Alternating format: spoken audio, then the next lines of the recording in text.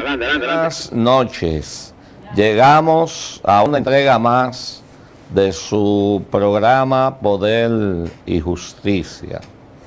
Esta noche del miércoles, como todas las anteriores y algo más, estamos cargados de noticias y hoy tendremos la participación por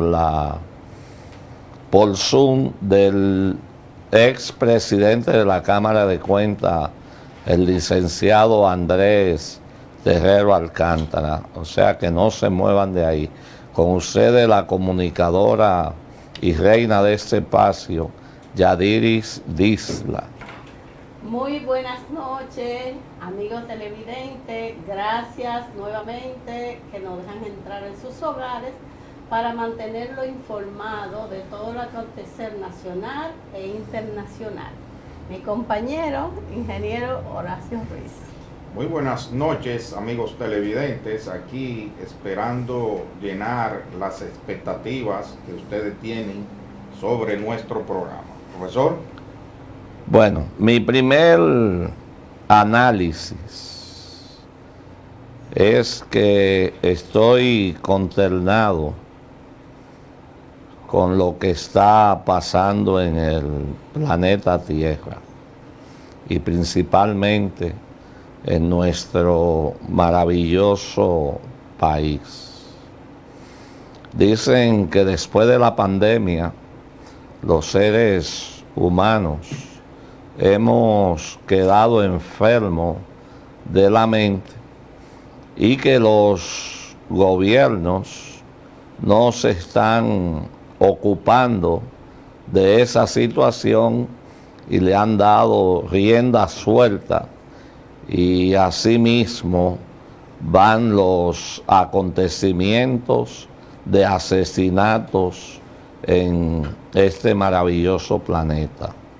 En nuestra República Dominicana, la semana pasada, en Monseñor Noel, la provincia, municipio de Bonao, hubo un asesinato brutal de un asesino llamado Carlos Julio Campuzano. Este señor llevaba una doble vida, como muchos hombres machistas, y que tienen su segunda base, según un diputado de Puerto Plata, y debe de ser válido, dice él. Él tenía a su esposa por más de 36 años y tenía una querida concubina, la que quiere, porque dicen querida, ingeniero, pues a veces son las que quieren.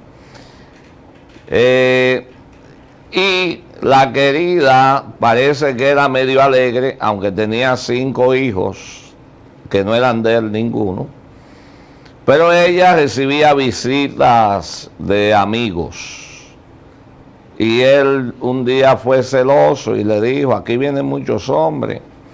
Y ella le dijo, hasta que tú no dejes tu mujer, yo puedo hacer lo que yo quiera, porque tú tienes otra, yo puedo conversar. Y ahí mismo él la mató a la querida. Entonces, como la mujer, la esposa, le había dicho que ya ella no quería nada con él porque él tenía otra familia, que se fuera de su casa, entonces él fue donde ella trabajaba y previo aviso del hijo, que le había dicho al guardián y lo describió, que si una persona de tal estatura, con textura física, no lo dejara entrar. Y cuando el guardián se opuso, él mató al guardián, porque él iba a eso. Entonces subió y encontró al hijo ahí con la madre, y el hijo le dijo, papi, pero deja eso, vete, que ya mami no te quiere, y le dio un tiro al hijo en el hombro, para que supiera que era lo que iba a pasar. Entonces mató la señora Mayra García, lamentablemente. Luego, en ese mismo, cuando iba de escapada, hirió al dueño del apartamento, que era el jefe de la esposa de él, y se destapa diciendo que la persona que él quería matar no la encontró, que fue la que le dijo a María que él vivía con la rubia, porque era una chismosa. Y cuando la hija lo fue a ver al hospital, le dijo, vete, que tú estabas en la lista también, a la hija. Pero ¿qué sucede? Este señor tenía un tío que fue que lo crió, que mató 2 hermanos, mató 2 mujeres, de él las 2. Se llevó la hija menor, la hizo su esposa y tuvo 2 hijos con su hija menor. Y yo no sé las autoridades, porque lo que pasa en las partes rurales de este país, como que no se le da la atención que debería de tener. Y ese hombre duró 8 años suelto, después de todos esos crímenes. Por contubernio, él fue donde un compadre, que era alcalde en ese entonces, porque ellos eran de Ocoa. Todos estos hechos, los últimos, fueron en Bonao, pero la familia de ellos era de San José de Ocoa. Pero no se paren ahí, que los 2 hermanos que él mató habían matado a las mujeres también. O sea, que esa es una familia de criminales, y yo no voy a hablar de genes, yo voy a hablar de conductas que se repiten, porque según a usted lo crían, que es lo que yo apuesto, eso es lo que usted le devuelve a la sociedad. Si no hay una fortaleza moral, cívica, familiar en el hogar, y una orientación a los muchachos de cómo deben de comportarse, ahí es que vienen los problemas. Entonces, ¿a dónde voy con el gobierno? Señores, están bien los teleféricos, están bien las autopistas, está bien todo lo que ustedes quieran hacer, pero de una vez y por todas, atiendan el estado mental de los ciudadanos. Comunicadora Yadira Disla. Sí, buenas noches, amable televidente. Es algo que tenemos que darle importancia, porque ya estamos en, es como usted dice, ya hemos superado la capacidad de asombro con cada una de estas situaciones, de estos hechos que se están dando contra la violencia hacia la mujer. Hay muchas medidas que el gobierno tiene que tomar para que no caiga una más. Esto es algo alarmante en realidad. Por ejemplo, yo como mujer le exhorto a las féminas que tengan mucho cuidado de quién se enamoran. Investiguen ese pedigrí, como usted habló, profesor. Ya la familia de esa persona ya había matado la compañera, ya son reincidentes en estas cosas y es como que nada pasó, porque eso todo se arregló de una forma con relaciones, como pasa muchas veces en nuestro país.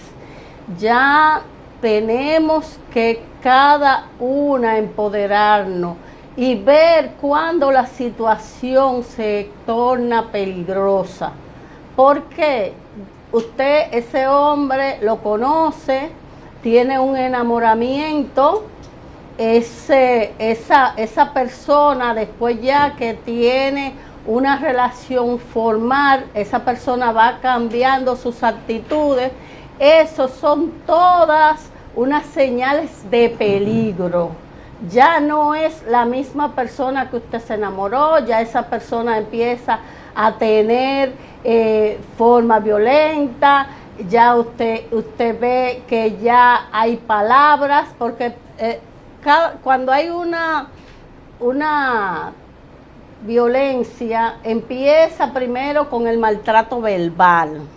Lo primero que aparece es un maltrato verbal hacia la compañera. Entonces, de ese maltrato verbal que causa muchos daños psicológicos en la mujer, entonces de ahí es que sigue desarrollándose a una actitud ya de golpes y de violencia. Pero sí tenemos que correr por nuestras vidas, porque la situación, creo como que cada vez que lo estamos hablando en los medios de comunicación, como que aparecen más violencia y más crímenes, como que hay personas que ahora mismo que nos están viendo están en una situación desesperada y piensan que esa podría ser una solución. Yo la mato y después me mato yo. Dios nos libre, Señor. Esas personas necesitan los familiares cercanos también necesitan una estructura, una estructura psicológica, pero también espiritual. Cuando un ser humano grita que tiene una necesidad, no tan solo de cosas materiales, sino también de cosas espirituales, una necesidad de un consejo, una necesidad.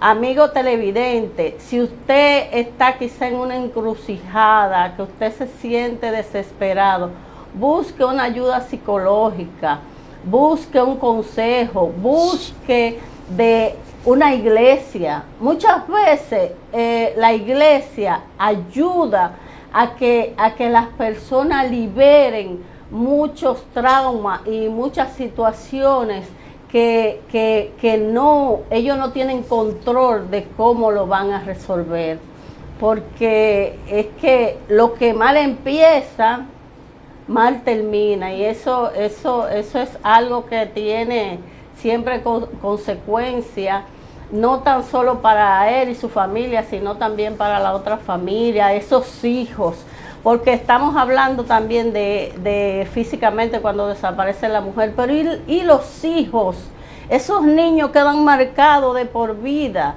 esos niños ya psicológicamente hay que trabajarlo fuerte para ver si más adelante se consigue que como ser humano ellos se desarrollen de una forma sana, cosas que es muy duro cuando pasan por este trauma de que el papá mató a la mamá, después se suicidó. Eso es algo realmente que es muy, muy fuerte para cualquier ser humano. Bueno, aquí con lo que yo no voy mucho es con el clásico, y me excusa el profesor, el clásico tildamiento de machismo y sobre usted de violencia de género. Este es un caso más de violencia y punto. O sea, ese afán de calificarlo como violencia de género, porque ¿cómo calificaríamos el asesinato del seguridad? ¿Violencia de qué? ¿De seguridad? Asesinato. Pero déjeme, espérese, hay algo ahí. Cuando yo me refiero al machismo, es que es de macho, de nosotros los machos, tener 2, 3 mujeres, y se tilda de por qué el macho. Porque a las mujeres, cuando tienen 2 hombres, no lo pueden declarar así. Bueno, yo... En ese aspecto. Porque ¿quién para mí, que no es culpable, pero que debió de tomar cierta precaución? La señora Mayra, que tenía 5 hijos, sabe que este hombre tiene más de 34 años, 32 cuando se metió con ella, de casado, y ella se metió con él. ¿Qué ella buscaba? ¿Y cómo le llamaríamos al provocamiento que realizó la querida? Porque antes de hablar de ese provocamiento, vamos a decir que nada provoca la muerte, nada justifica, nada. No estoy justificando nada. No, Pero, y tampoco yo voy con que ella lo provocó, porque él también tenía que tener... ahí es que yo no voy con esa chiviriquería de que ella, la querida, lo aceptó a sabiendas de que él tenía otra esposa, y después, para darle celo, comenzó a entrar hombre. ¿Para qué? Para llamar la atención de él, y bien que la consiguió la atención.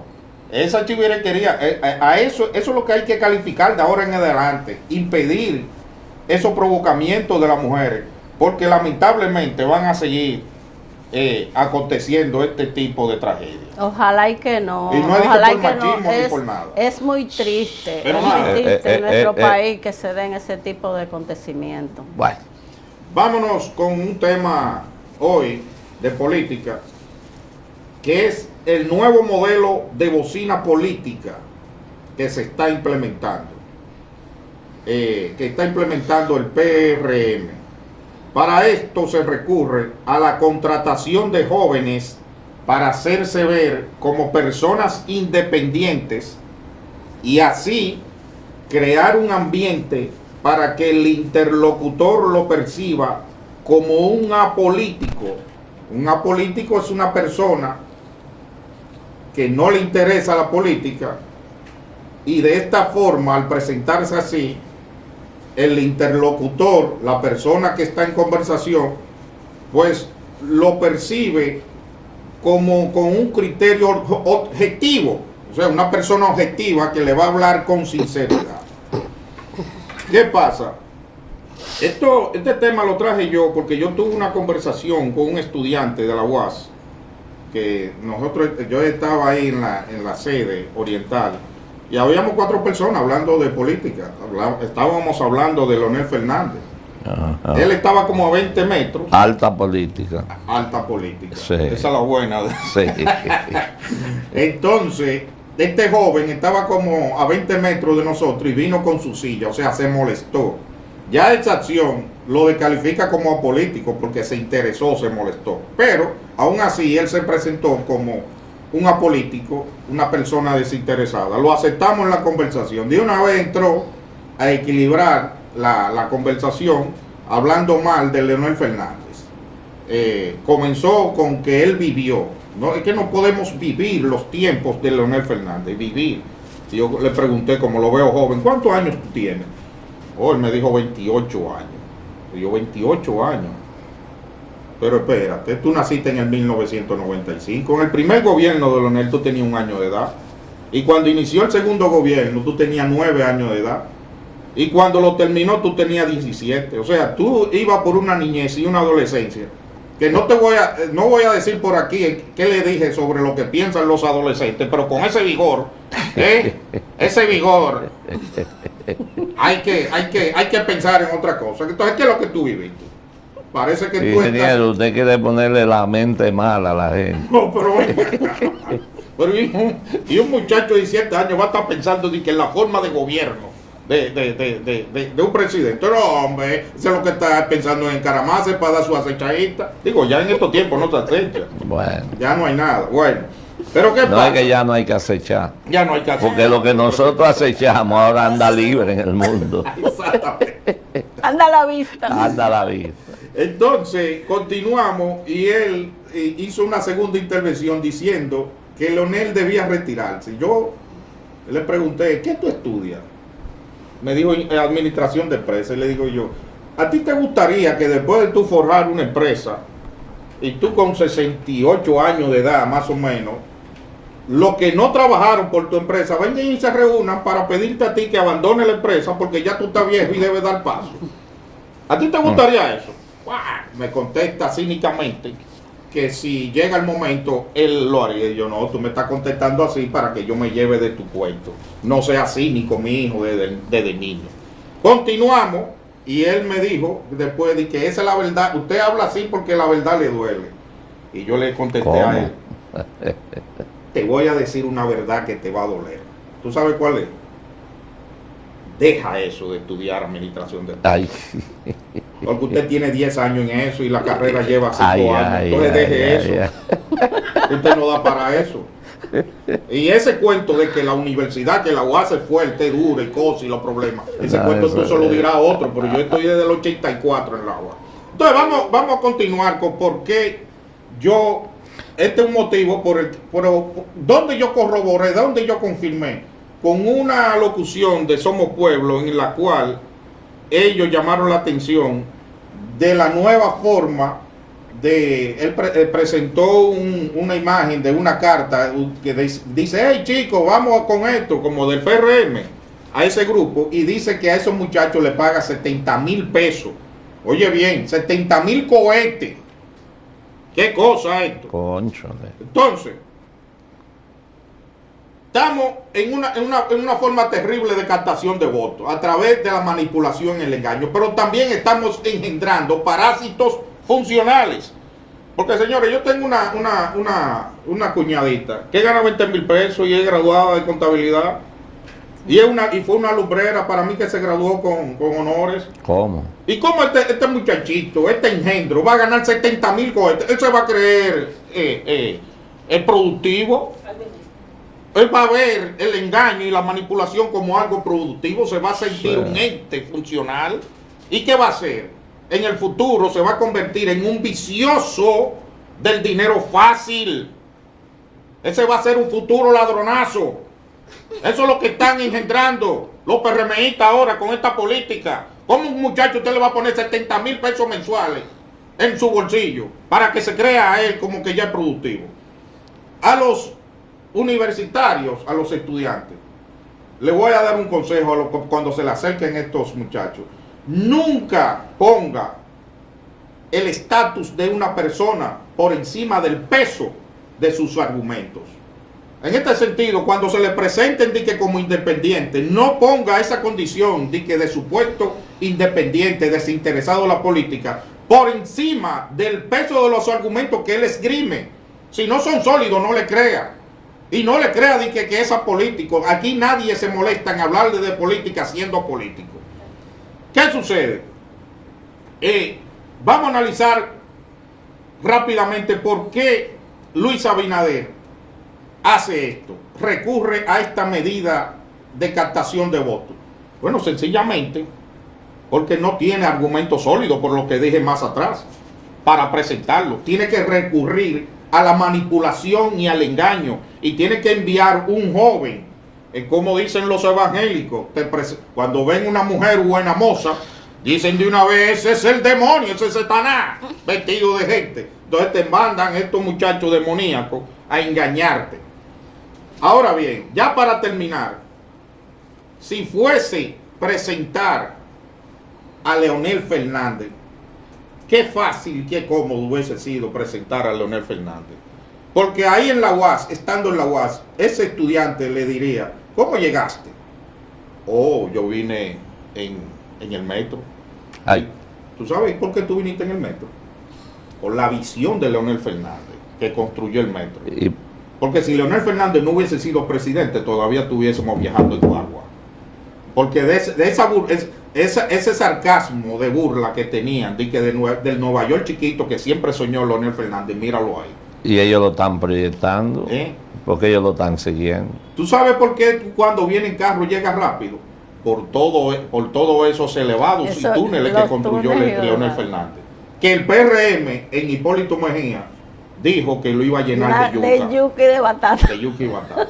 Bueno. ¿Tú sabes por qué tú vas y comes comida de calidad, sana y en buena cantidad y cómodamente con aire acondicionado en ese comedor económico?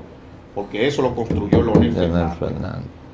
¿Tú sabes por qué tú tienes opción y el que está en el campo de estudiar en otra sede, en otro centro de aula? Porque todos esos centros de aula, lo que eran casitas, eran escuelas que daban, eran en liceo y en escuela. Y Leonel Fernández construyó todas esas sedes, todas esas regionales, para que tú estudies bien. ¿Tú sabes por qué cuando tú viajas por el este, si un día te vas a Punta Cana, a un resort, y viajas cómodo, esa autovía del este la construyó Leonel Fernández?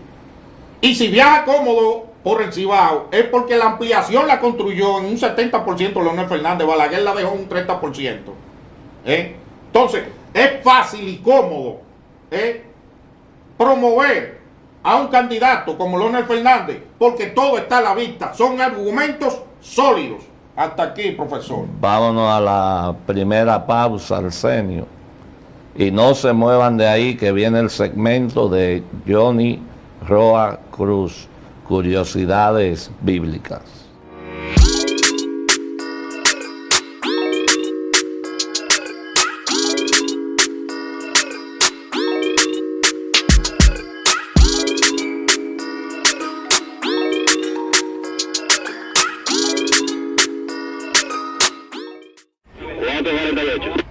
Adelante. Le digo una cosa, a mí eso no me pasa. Es que yo sé lo que yo quiero y yo con mi carro no como cuento. La experiencia, mi hermano. ¿De qué tú me estás hablando? Ojo, de Cometa, chequea. Ahí es que prende. Ponle Cometa. Ahí es que prende. Le presentamos la mejor y más completa página web dominicana, la que lo tiene todo en un solo clic. Aquí 809.com. Visítala.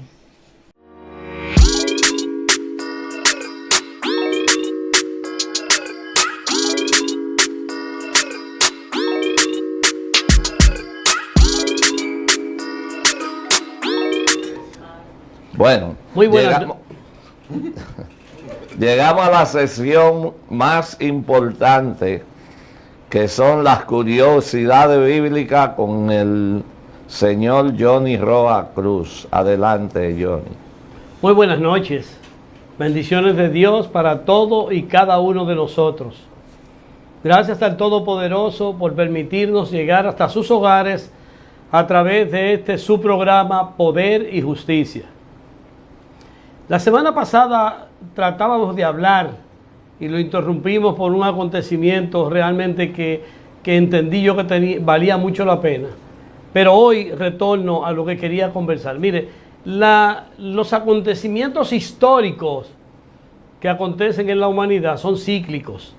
Eso quiere decir que tienden a repetirse periódicamente, no importa el tiempo, pero sí son repetitivos. Y los conocimientos que advienen a los seres humanos son por la lectura, primero, segundo, porque nos lo cuentan, y tercero, por experiencia vivida. Yo les voy a hablar de uno que vincula las experiencias vividas por cada uno de nosotros con un personaje de la historia llamado Masquil de Asaf. Masquil de Asaf es un personaje, mire, tremendo de la historia bíblica. Y no tiene un registro histórico mayor porque no tuvo la oportunidad de compartir lo que era la parte bélica, o sea, las guerras y nada de eso, sino que era de la tribu de Leví y lo que estaban consignados a las cosas del templo, a las cosas espirituales. Pero este hombre, mire, es maravilloso. Era compositor, era músico, tocaba instrumentos, escribía salmos y lo más importante, una consagración a las cosas de Dios extremadamente. Bueno, pues este hombre cuenta la historia que un día se desenfocó. Él era el director del coro de cántico de alabanza del Arca del Pacto, un instrumento que Dios creó para dar apoyo a lo que era la espiritualidad del templo. Él era el director de las 3 secciones, junto con Enán y Etán, dice la Biblia, en compartir este desarrollo. Bueno, por un día, él parece que, al igual que el rey David, se distrajo y miró hacia afuera y se desenfocó. Y al desenfocarse pudo ver cosas en el mundo que no eran las que él acostumbraba a ver cuando vivía tanta paz y tanta conformidad en las cosas de Dios. Y mirando vio cómo prosperaban las personas que vivían en el mundo, tenían cosas materiales, codiciaban, se llenaban de ufanar a los demás, de maltratar, de mancillar. Y todo esto dice que provocó envidia en este personaje. Ahora, la envidia que trata esta historia no es la envidia que conocemos hoy, el deseo de poseer bienes materiales procedentes de otros, no. Era pesar, incapacidad, impotencia para ver que esas cosas no sucedieran.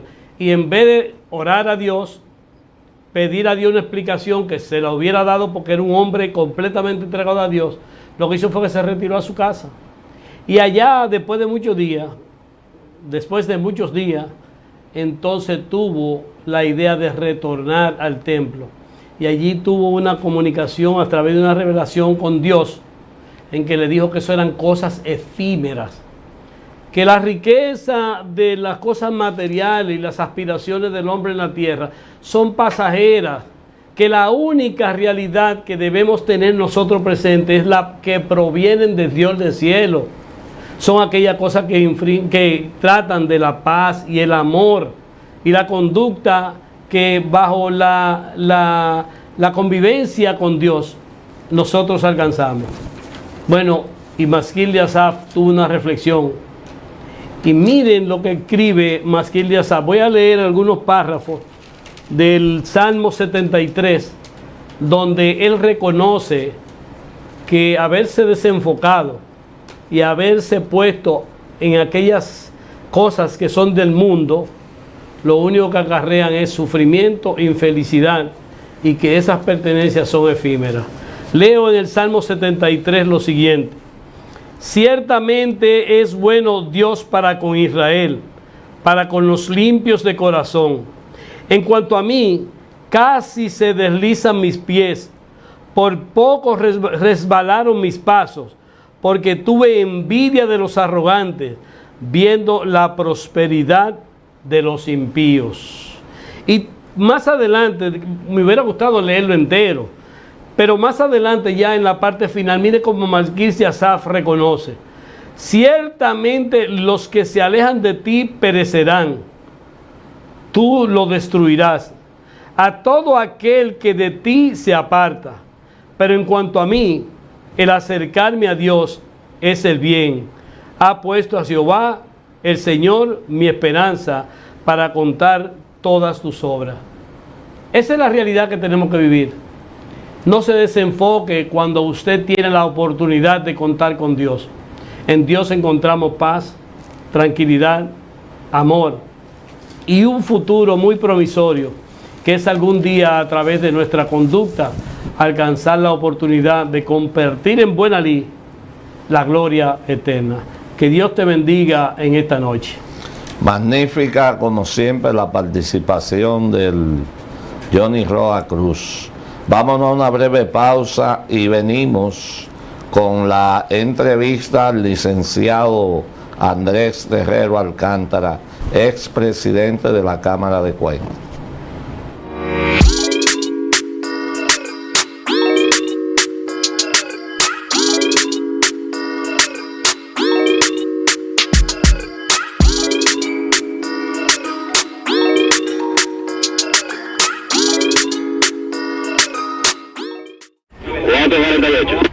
Adelante.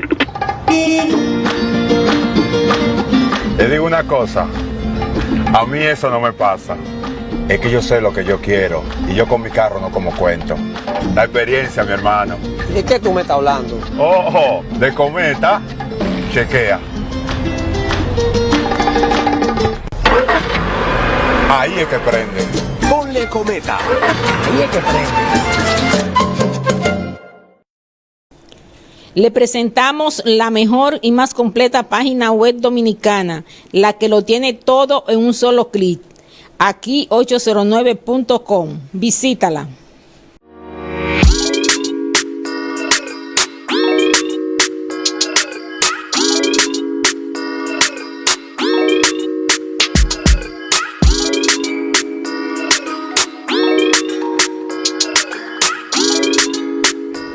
Buenas. Tenemos en línea, vía Zoom, al licenciado Andrés Terrero Alcántara. Buenas noches, licenciado. buenas noches, profesor Luis, buenas noches a todos los que están presentes y a todos los televidentes. Un poquito mejor, Arsenio. ¿Me escuchan? Sí, ahora sí. Sí, ahora sí. Ok, buenas noches a todos, buenas noches, aquí estamos a la orden para ustedes. Sí, queremos saber su impresión acerca de lo que está sucediendo con la Cámara de Cuentas, con toda la experiencia que usted acarrea en esa situación que sucede ahora mismo. Bueno, realmente ya hace un tiempo que esta Cámara de Cuentas ha traído algunos inconvenientes que creíamos, o por lo menos de lo que la opinión pública ha escuchado, son temas internos, no necesariamente técnicos. Sin embargo, el presidente de la Cámara de Cuentas, que estuvo en un programa de televisión, manifestó que hay problemas técnicos, además del problema de la gobernabilidad o ingobernabilidad de la Cámara de Cuentas. Cosa esta que nosotros habíamos manifestado durante nuestro periodo, porque la ley 1004 de la Cámara de Cuentas no, o sea, es la que provoca esa ingobernabilidad. Nosotros advertimos oportunamente al Congreso Dominicano, lo hicimos a través de comunicación formal, lo hicimos en el llamado juicio político y lo hicimos posteriormente en el 2009 en 2 artículos en el periódico El Diario Libre, como mis aportes a la reforma constitucional de la República para esa modificación constitucional del 2010, que se hicieran los cambios fundamentales o la transformación a la ley 1004 y a la Constitución de la República para la escogencia, para la cantidad de miembros y para las facultades de cada uno de los miembros.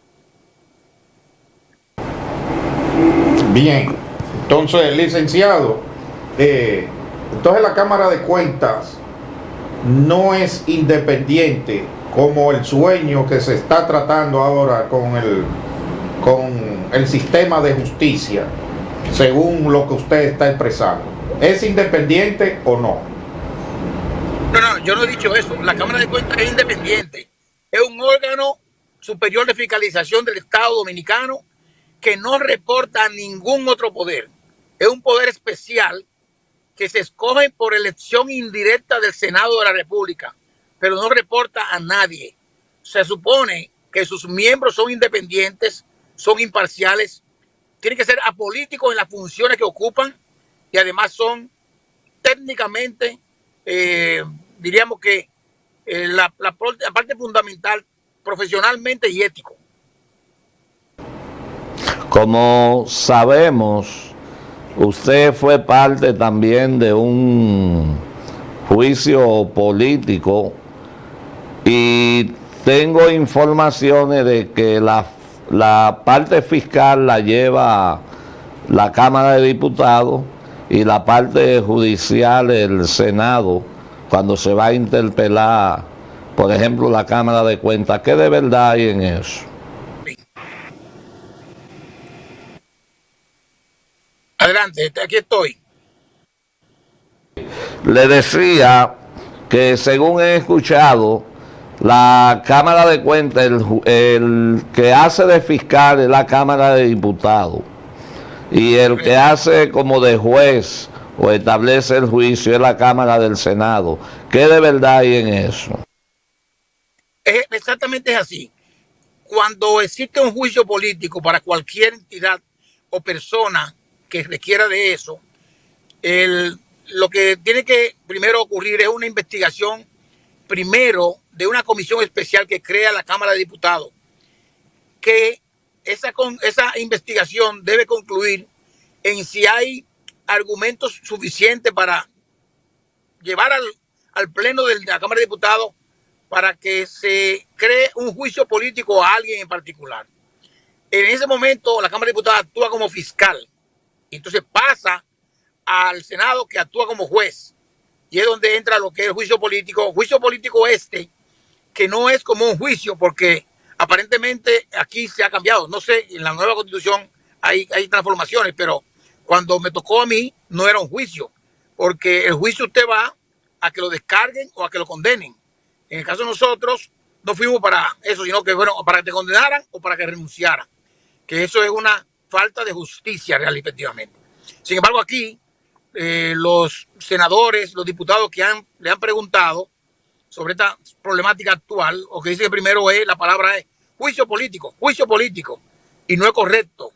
Lo que hay que hacer es investigar primero, a ver quién tiene la razón en la Cámara de Cuentas y quién no la tiene. El presidente de la Cámara de Cuentas ha dicho, y tiene razón en eso, en que él no tiene facultades él por sí solo para poder manejar administrativamente la Cámara de Cuentas. ¿Por qué? Porque la máxima autoridad de la Cámara de Cuentas es el Pleno de la Cámara de Cuentas. Y esos fueron los argumentos que yo esgrimía frente al Congreso por comunicaciones y después en el juicio, para que la gente entendiera, pero ni siquiera los senadores entendían efectivamente lo que era el alcance de la ley. La ley de la Cámara de Cuentas es un cuello de botella que genera o crea esa ingobernabilidad. El presidente de la Junta Central Electoral, que es un poder especial igual que la Cámara de Cuentas, tiene un pleno también, pero es independiente para la parte administrativa, cosa que no la tiene el presidente de la Cámara de Cuentas. Yadiris. Sí, buenas noches, licenciado Terrero. La pregunta mía va dirigida, es para, ¿usted cree que la Cámara de Cuentas está haciendo el papel es decir, para el cual se creó, que es como tiene el deber de fiscalizar los gastos de las diferentes dependencias del Estado? ¿Qué usted piensa? ¿Cómo está desarrollando su papel la Cámara de Cuentas ahora que hemos visto tantos casos de corrupción en nuestro país? Bueno, yo creo que el papel de la Cámara de Cuentas, como usted lo dice, es fiscalizar, examinar, auditar las operaciones que hacen las entidades del gobierno dominicano y de algunas entidades que son privadas pero tienen alguna relación con el Estado. La Cámara de Cuentas, su papel abarca hasta el sector privado siempre y cuando haya un papel con el Estado desde el punto de vista de recursos financieros. Sin embargo, siempre ha habido un problema, primero de recursos financieros, es la que el presupuesto nacional, el Congreso no asigna los recursos suficientes, aunque en esta Cámara de Cuentas hay que decir que ha tenido más presupuesto que la anterior, y lo podemos hacer de manera exponencial comparando los momentos y las tasas del dólar como estaba en cada momento. Pero ellos están haciendo sus auditorías, están haciendo su papel. Aparentemente no ha habido una productividad adecuada por los problemas internos que ha habido. Es lo que el presidente ha dicho. Él tiene un pleno de 5 miembros, dentro de los cuales la mayoría son 3 mujeres y 2 hombres. Son 4 contadores públicos, que eso es algo muy importante y nunca se había dado esa diferencia de que la mayoría, diríamos que la mayoría, pero muy grande, son contadores públicos. Pero hay un problema en el manejo operacional a lo interno que no le deja al presidente que se emitan los informes. No sabemos quién tiene la razón, si lo tiene el presidente o si lo tienen la mayoría que no le permiten hacerlo. Ahora siempre hay que decir lo siguiente: la mayoría tiene la fuerza siempre, pero no siempre tiene la razón. Pero eso se resuelve con una investigación in situ o un descenso a la Cámara de Cuentas para investigar ahí directamente cuáles son las razones que le impide al presidente, como dice él, avanzar y gobernar la Cámara de Cuentas. Ingeniero. Una pregunta. Usted me dijo que la Cámara de Cuentas es un órgano, o sea, no toma decisiones, sino órdenes, vamos a decir, de auditar, hacerle las auditorías a todas las instituciones, de las cuales yo veo que aquí, según el periódico, son 2.738 instituciones.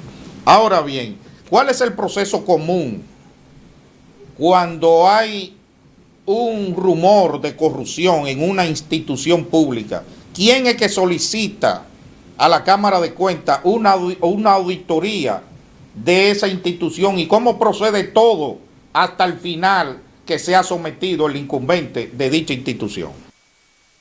Lo primero es que la Cámara de Cuentas anualmente, el Pleno, tiene que trabajar en su plan de auditoría anual.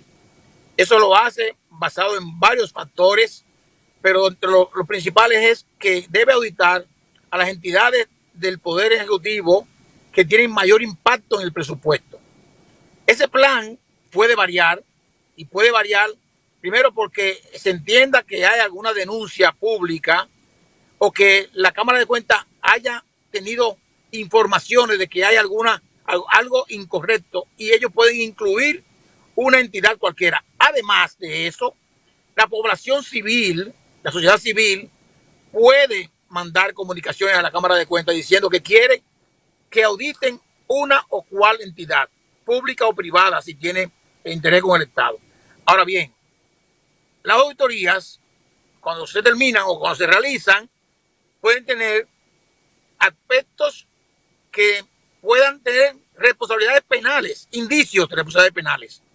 Indicios. Cuando es así, esas auditorías se dirigen al Ministerio Público, porque la Cámara de Cuentas no es juez. La Cámara de Cuentas es un organismo técnico que determina y evalúa y decide, pero decide que ellos creen que hay indicios de responsabilidades penales. No concluye. Entonces se le manda al Ministerio Público, el Ministerio Público lo investiga, lo analiza y acusa si entiende que los argumentos son valederos. Y es el juez el que tiene la última palabra al final, basado en las evidencias, en las pruebas, no en última convicción, para acusar a un funcionario público sobre determinado hecho que viole la ley, la ética o los principios fundamentales. Licenciado, por lo expuesto por usted, en el último periodo del gobierno pasado, donde se estipula que hubieron todos los actos de corrupción, rumores, todavía porque no se han comprobado, de salir culpables todas esas, los pulpos, los calamares, los medusas, los halcones. Entonces la Cámara de Cuentas deberían de meterlo preso a todos esos jueces porque ellos no auditaron a tiempo para darse cuenta del desfalco que había ahí. El presidente de la Cámara de Cuentas dice que en lo que él está ahí no han salido 7 auditorías. ¿Y cómo se explica eso? Si ya le queda casi 1 año y 3 meses de labor. La burocracia interna, profesor Luis Encarnación, lamentablemente le impide, por los conflictos internos, que sean operativos. Real y efectivamente, yo creo que la Cámara de Cuentas se ha involucrado más en auditorías que ha pedido el Ministerio Público. O sea, cuando ellos hablan de 7 auditorías, acuérdense que hay más auditorías que se han entregado y que son auditorías de periodos anteriores, de la Cámara anterior, que no habían sido emitidos esos informes. Entonces, esos informes que también solicita la Cámara, el Ministerio Público, han sido remitidos a ellos. Ahora, es un tema que la sociedad civil tiene que reclamar a la Cámara de Cuentas, porque el rol es de auditar, pero para auditar necesita tener personal capacitado, con calidad profesional y, vamos a decir, con independencia. O sea, todos son independientes, pero la independencia está en la cabeza de cada quien. Aunque lo escoja por elección indirecta el Senado, no se supone que nadie ahí está para recibir órdenes de nadie del Estado Dominicano, sino para hacer un trabajo independiente, imparcial, neutral y apegado a las normas internacionales de información financiera y a las normas internacionales de información del sistema público en la República Dominicana. Pero ellos han hecho un trabajo, cada quien son los responsables de decir qué han hecho, pero deberían auditar en gran medida un porcentaje importante del Estado Dominicano. Nosotros, cuando éramos presidente de la Cámara de Cuentas, hicimos una planificación para que en 4 años íbamos a auditar el Estado completo. El Estado completo es muy grande, pero no se puede auditar en 1 año. Pero sí se puede hacer todos los años la revisión de la ejecución presupuestaria que es una de las funciones básicas que hace la Cámara de Cuentas y que tiene que ir en el informe anual que por mandato de la Constitución de la República tiene que mandar a las cámaras, a ambas cámaras, que es el informe que se usa para dar el descargo o no al Poder Ejecutivo. Ya diré. Está bien. Bueno, déjame ingeniero. aclarar lo del profesor. Él se refirió a cierta auditoría, pero es anuales. Y esa cantidad de auditoría representa un 2% de la meta, según yo calculo aquí, que la meta es 350. ¿Por qué?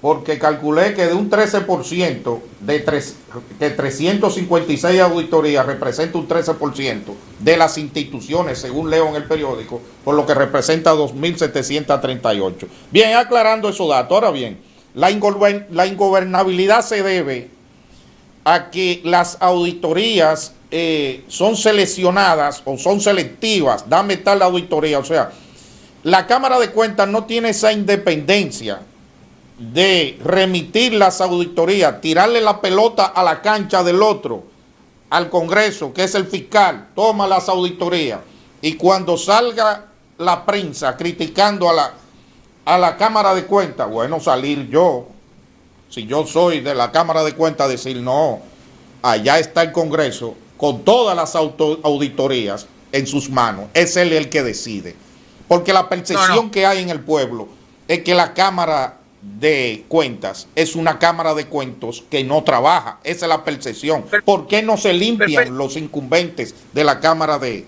Cuentas? Perfecto. O sea, yo no voy a opinar en el sentido de que si es una Cámara de Cuentos o no, o de cuentas. Lo que está incorrecto es que la Cámara de Cuentas haga informes y se los mande al Congreso. No, porque el Congreso es fiscal, perdón, el Congreso es el juez. El Senado es el juez cuando actúa en función de juicio político. Pero el Congreso de la República es un ente auditable. O sea, la Cámara de Cuentas tiene que auditar también el Congreso y también el Ministerio Público y cualquier entidad del Estado Dominicano, o cualquiera. ¿Por qué no han sido efectivos? Está diciendo el presidente muchísimas razones. Yo creo que ellos son independientes. No es que porque el presidente o alguien pide una auditoría lo hace ser dependiente. No. Independiente profesionalmente de su juicio, habilidad y juicio.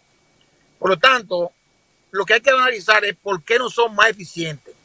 En mi caso, señores, les puedo decir que la situación era parecida por razones de que los miembros del Pleno, que éramos 9, no permitían en mayoría que los informes de auditoría salieran.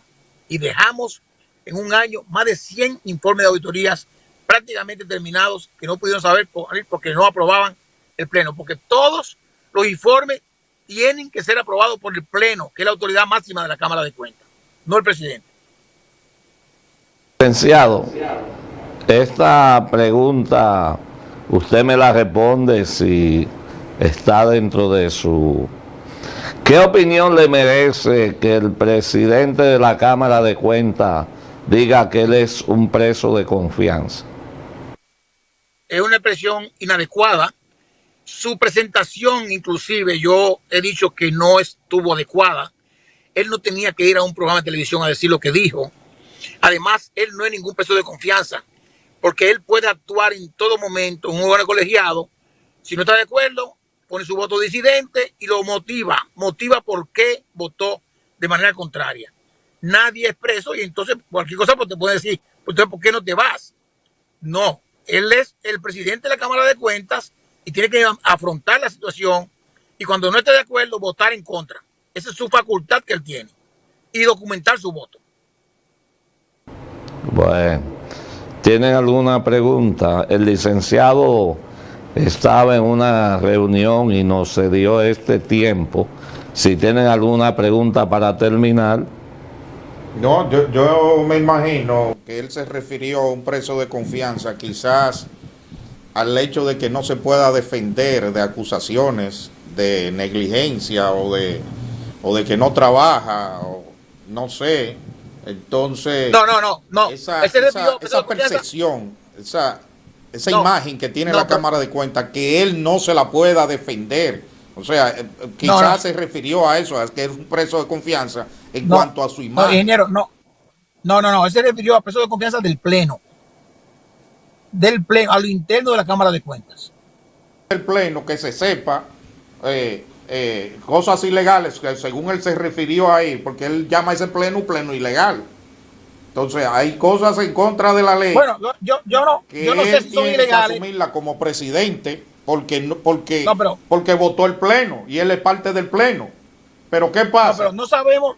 Yo fuera presidente de la Cámara de Cuentas y yo anuncio públicamente que yo no voté a favor de tal cosa. Quizás esa es la forma de él expresar que es un preso de confianza porque no puede limpiar su imagen en ese sentido. No, pero que ahí están actas. Las actas las tienen que publicar. Las actas de cada pleno están ahí y él debe decir cuando él vota en contra en las actas. Es así, tan sencillo como eso. No lo ve la ciudadanía. Pero que eso no debió de salir a la ciudadanía. No tiene que verlo. No tiene que No verlo. debió de ir a ese programa de televisión. Sobre la forma en que trabajan, en que toman las decisiones, sobre todo eso. O sea, todo se le indica al presidente de la Cámara de Cuentas, pero la decisión la tomó un pleno, como él dice, ilegal. Así es. Pero la carga va sobre él. Bueno, muchísimas gracias. Él está hablando ahora. Él está hablando ahora. Oh. Diga. No, el pleno no es ilegal. Ahora, él ha dicho que han tomado algunas decisiones ilegales. Por ejemplo, un día el presidente, que es quien convoca el pleno, cerró el pleno de la reunión y se fue y asumió la vicepresidenta. Y eso es ilegal, porque el presidente es que convoca y cierra el pleno. Si él está en el país y está hábil, no puede ocupar nadie la presidencia del pleno. Okay. Muy bien. Bueno, pues muchas gracias, licenciado, por su tiempo y espero tenerlo en vivo por aquí algún día de eso. ¿Cómo no me invitan y estaré por ahí con ustedes? No hay problema. Muchas gracias. Ok. Llegamos al final. Bueno, será hasta el próximo miércoles que tendremos noticias tan importantes como la de hoy. Muy buenas noches. Muy buenas noches.